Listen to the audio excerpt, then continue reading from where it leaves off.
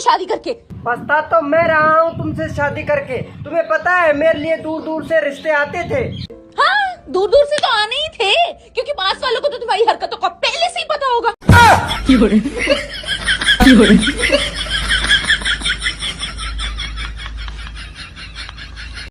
कल हमारी शादी है तो काहे यार? तेरे चक्कर में हम कमाना छोड़ दे। तेरे बाप ने टेंट का ऑर्डर दिया है, टेंट लगाने आए हैं हम।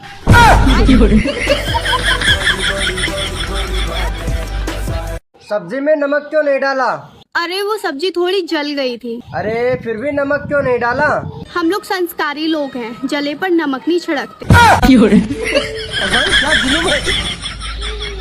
बच्चों ये बताओ, शादी में दुल्हन को घूंघट में क्यों रखते हैं? मैडम जी इसलिए कि कोई देख के ये ना बोल दे अबे ये तो मेरी बंदी है। किन बच्चों के साथ रह रहे हैं जो तेरा दिमाग इतना गंदा हो रहा है?